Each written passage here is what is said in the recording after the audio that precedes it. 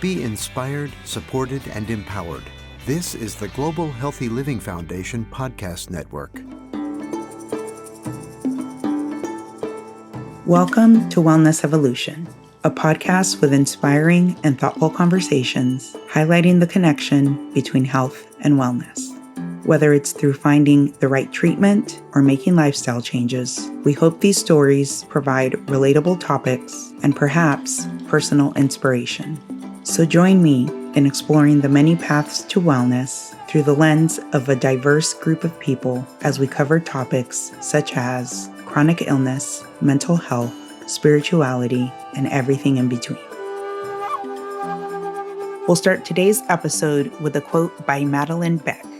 Don't forget to love the way you want to be loved. Listen the way you want to be heard. Speak the way you want to be spoken to. Give the way you hope others will give. Care the way you want others to care. Because change doesn't start with them. It starts right here, today, with you. My guest today is Tammy Jolivette, a friend, a motivational speaker, and a student in Walden University's PhD psychology program. Tammy is also a hair practitioner who works with curly hair, particularly black hair, and her research at Walden examines the psychological roots of biases and discrimination against natural hair and how those biases affect members of the Black community and other communities of color. Tammy is also the founder of The Texture of Me, which brings awareness of the mental health barriers that hair discrimination has on the BIPOC community. She is looking to impact the hair industry by providing solution-based education, community support, and also advocating for women with textured hair. Thank you so much for joining me today, beloved. Thank you so much for having me. I'm like, ooh, I love it. It had me present to really what I'm up to. Sometimes I think as we're making a difference in the world, we're just focused on the difference instead of really acknowledging the accomplishments and why we're doing it. So I was really present to that when you said that. So thank you. Well earned. I see you. And one of the things that I saw that I wanted to share with you is a quote, because yes, I'm always in touch with you on social media, so I'm on your page all the time. And there's a quote that I wrote down. You said, the relationship that you have with the world is the relationship you have with yourself. What does that mean to you? It's the point of view of how I look at life, right? And if my life, I feel intimidated, disempowered, or limited, then I look at life like that. And then I struggle in life. And if I switch my point of view of how I look at life, how I'm in love with myself has me be in love with the world. I'm in a happier space. I'm inspired. I connect with people more. I'm in love with myself, then I'm in love with the world. And I'm just a whole different person. So I check in a lot and I meditate and I check in within myself to see how I'm feeling. And if it's not in alignment of my happy space, because it feels so much better to be happy than angry, may I add. So if I'm not happy, I'm like, oh, let's regroup, because the effects show outside of me what's within me. And I think it's beautiful when you say what's happening within us is something that's affecting all around us. So thinking about experiences growing up, our surroundings and childhood, I know that you come from a multicultural household. So how did your family and your community kind of shape that world around you?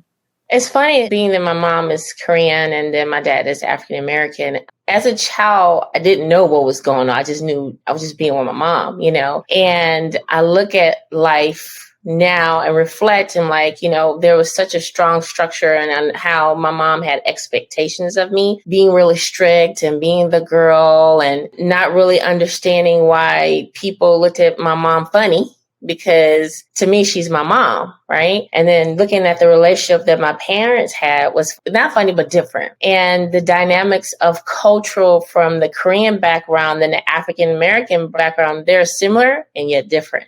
So now as an adult, of course, I appreciate it and I understand why my mom was so strict, because I'm actually also the first generation American. So the reason why she actually was being that way with me, my dad was more freed up because he's from America, right? So it was something to really appreciate. At the time, I didn't. And understanding the dynamics of how cultural actually makes an impact on who I am today. And when you share that, it is so true. There is a pressure when you are, the first person that is American born and American raised. I came at a very young age to the United States, and I think there is the expectation that my parents did have for us, and not even a low-key expectation, a very upfront expectation of take every opportunity that's being given to you because we've sacrificed, to be here, and we've sacrificed for you to have these opportunities. And, within that, you do grow between these two worlds, right? Of what are the traditions and cultures of our parents, and then what are we learning in this new tradition and culture that we're growing up in. And it took me a little bit, I'll be honest, when I was doing, my little prep research so that I make sure I had the right words for our conversation. I was thinking of the word hair microaggressions, which you've mentioned before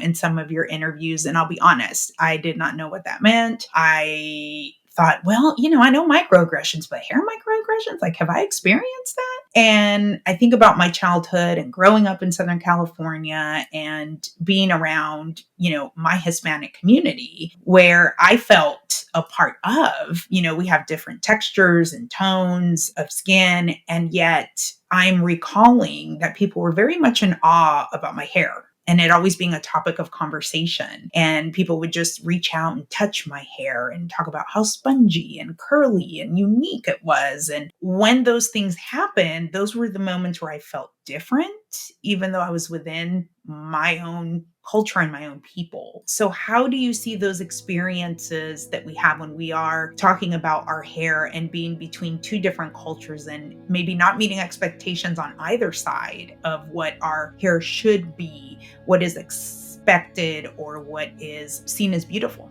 And I reflect back culturally as far as, being a kid and my mom raising me, she actually straightened my hair, even though she's Korean, right?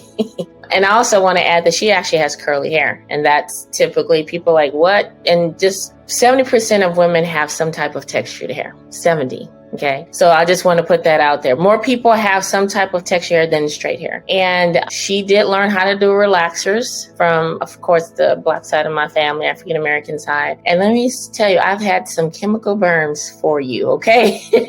And it's funny because when I think about how the chemical that she used on my hair and how it really affected me, I never really realized how that wasn't okay because that was just part of the routine. And as being in the industry now, I'm looking at like the burns and all that, like that wasn't okay. And the focus, when you talk about culturally, it was like my hair had to be straight. And then not only that, no one knew how to do my hair.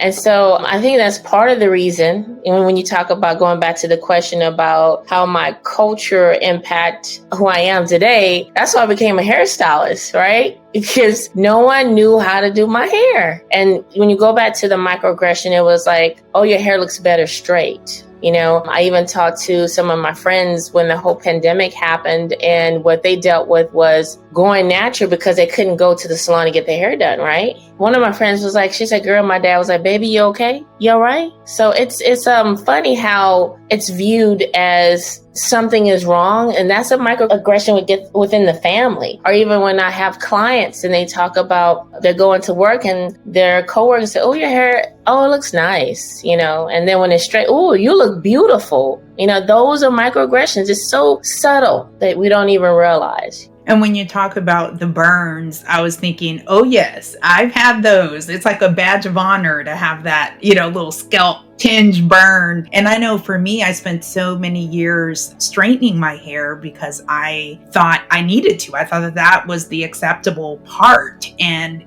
my hair texture really is curly, fine hair. So I was relaxing it and I had like 3 strands in my head, And then you learn how to really accept the texture of your hair and see the beauty and how to work with it and understand, I just need to blow dry it. I don't need to put chemicals in it. My hair is versatile that I could straighten it when I want. And, you realize that kind of flexibility. And I think one of the things that the Crown Act does is kind of bring up that conversation about all of these, stigmas and worries that we have about our hair. So how do you see the Crown Act supporting mental health discrimination challenges? Well, when I think about creating a respectful and open world for natural hair, the Crown Act, I appreciate it because it brings law. to discrimination, meaning like where hair discrimination exists and it's saying, no, you can't do this.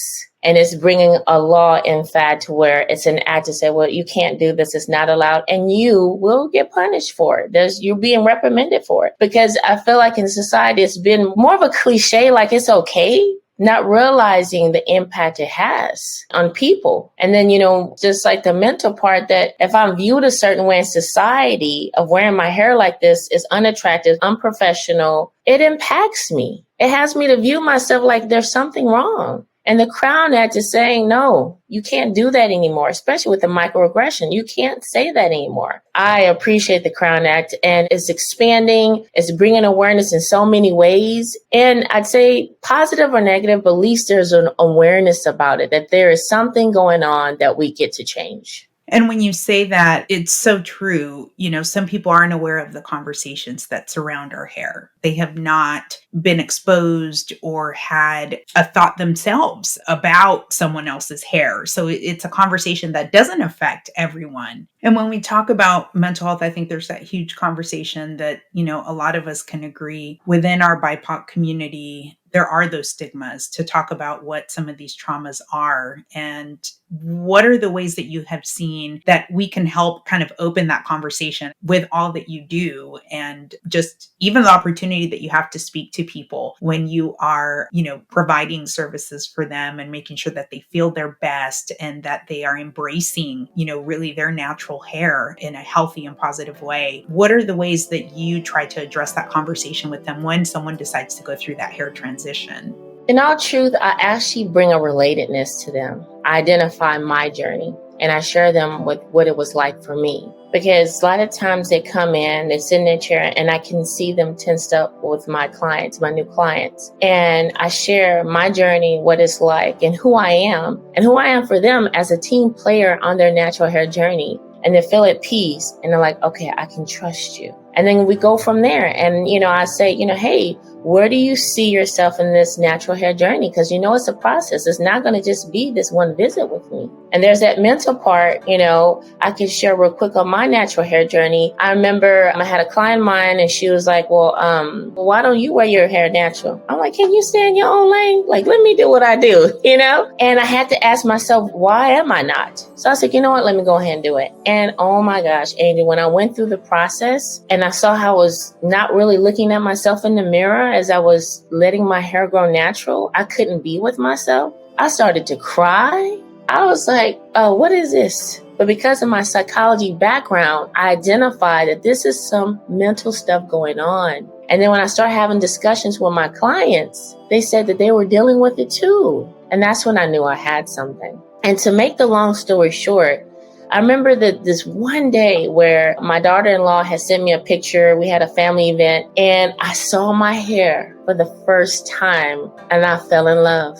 I was like, oh my God, is that my hair? Oh, you can't tell me nothing. It was just like this whole freedom of self-expression and a self-confidence that I didn't even know existed for me. And that's the thing, when I started identifying it for myself and having that conversation with my clients, it's like this level of confidence I didn't even know was missing. I want that for other people who are choosing to have that. And that's what I'll offer to my clients or people who come to me and want to address that. Because sometimes people don't even know that they have that. Well, as someone who's known you for a few years, I will say I've seen the evolution of your hair. I've seen it long, I've seen it short, I've seen it light, I've seen it dark. So the embracing part of it, I think that, even as someone just knowing you and watching you for years, I know that you exude that with confidence. I've gotten to see you in different places where you really are just showing up as your authentic self, and the awareness that you have, which is why you bring such light with you to any situation and any space, I think does come from that practice, right? The practice of self-love. And sometimes it is that internal voice that we forget is, we're listening, that inner child is listening. So making sure that we're our own fans. Oh, that's my motto. I'm my number one fan. Yes. And that's who we need to have, really, is to make sure we are internally well. And I wanted to make sure to ask you this question, although although we go way back in our spiritual journeys, so I feel like I know your thoughts on this, but I want to make sure that I ask you to share just what you see as that connection between the mental and, physical wellness, that entire word of wellness, and how you see it fit in with the mental space along with the physical space. I think it's more of a holistic point of view, just a holistic of embracing, because the way we view ourselves is our mental part. And then if a person doesn't view themselves beautiful from the inside out, then the physical part is affected. And I think about, as I'm doing my dissertation now and doing my research, there are a lot of articles about African-American women who will not exercise because it affects their hair. And then it's vice versa. And then it's like the body is not being taken care of. And it sounds crazy, but it's true. And then so when we relate to the mental part, if we don't view ourselves beautifully, or even just loving, and you don't have to even be beautiful. Let's not even go there. If you just love yourself, then you're going to take care of yourself. It's a holistic part of all of who we are. So, I really just, even in this conversation, we're like, you don't have to be beautiful. Just love yourself, whatever that is. And just embracing that. And then we give space for other people to be themselves. And when we're all loving on ourselves, then we love each other. And that's, let's not even go into the spiritual part, because that is spiritual. The self-love, and it just attracts more of that in our environment.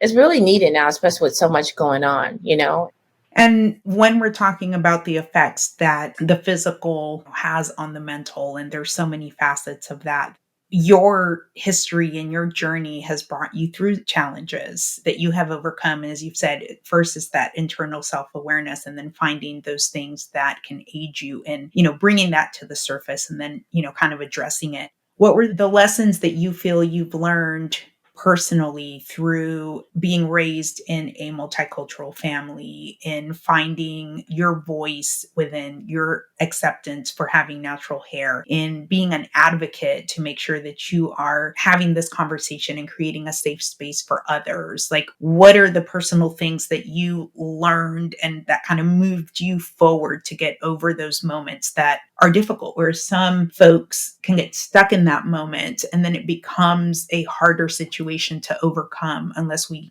open up about it? I don't care what people say. It's a discovery, it's minding my own business. And it sounds cliche-ish, but it was like, I can't do anything about what people or how they view me, because then I'm forever fixing myself. And the self-love has me know that, oh, you're perfect just the way that you are. I'm perfect just the way that I am. So when I mind my own business and don't care what people say, it's funny because people want to know more about me. They want to engage in what I'm up to. Even taking this on and bringing the awareness, Angel, I remember thinking to myself, oh, I'm not really negative. I normally don't go against things, But I'm like, if not me, then who? If not now, then when? I know I have the education. I've been through the journey, and I know I can make the difference. And I think that's the difference in a lot of things in life. People may have complaints or issues about life, but however, is that person willing to be the change that we're looking for in the world? And I knew I had that. So that's why, I can't speak on this because I can make a difference. In fact, I am making a difference. And that's where it just opened up for me, just a whole new world about this whole thing. And it's funny because the moment I did it, it's like people are like, oh my gosh, I deal with that too. And I never seen that before. Nobody ever came to me. And it's just the floodgates open. And I remember being featured in my school, people reaching out to me. I was like, genius, how did you know mental health has something to do with hair? Nobody ever talks about it. So don't care what everybody else says, because people are always going to have something to say. Let's just be real. It reminds me of, I've got, teenagers and young adults, and, whenever I'm doing something, they're like, well, don't do that. People are looking, and people are going to say, and people are looking. And I always say, if they looking, they like it. So I'm going to keep doing what I'm doing. And if they're looking, they must like it, because this is none of their business.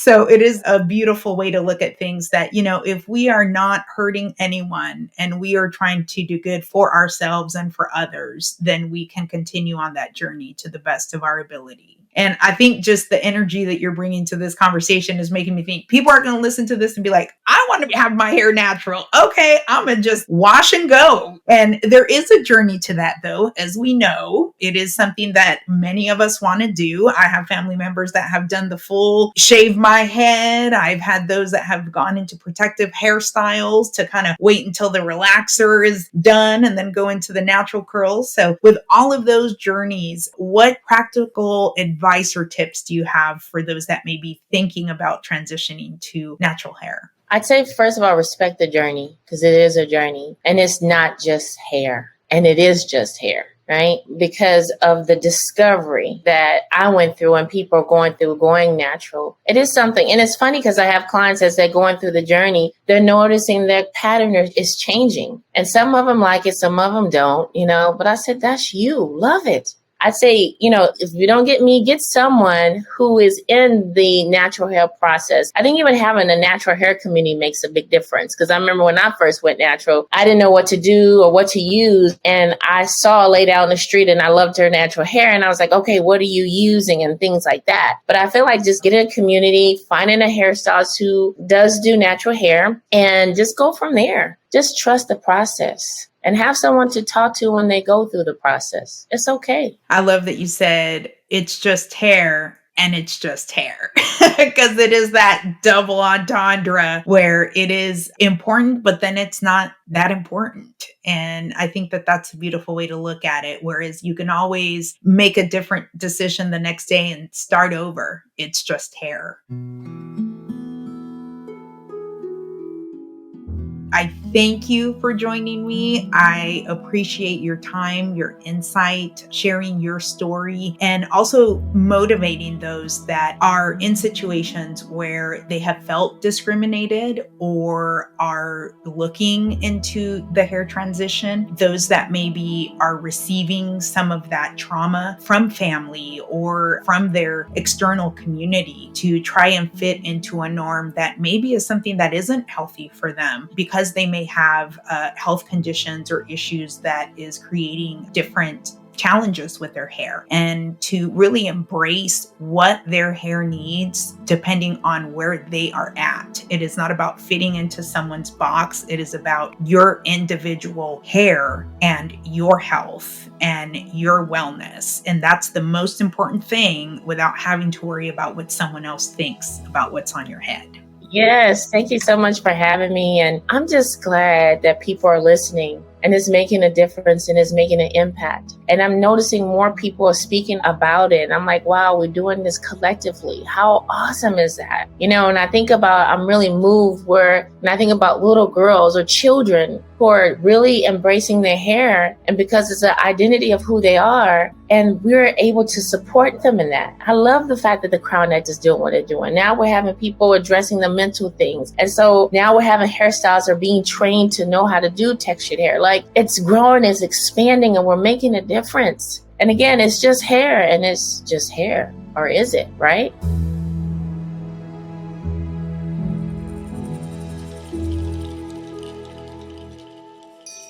Thank you for listening to this episode of the Wellness Evolution Speaker Series, a podcast inspiring new conversations about the relationship between health and wellness.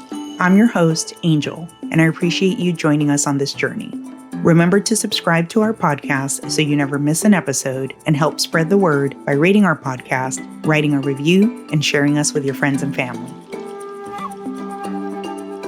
If you or a loved one are experiencing mental health related distress, particularly if the thought or feeling is new or has increased recently, you can call or text the National Suicide Prevention Lifeline at 988 for help at any time.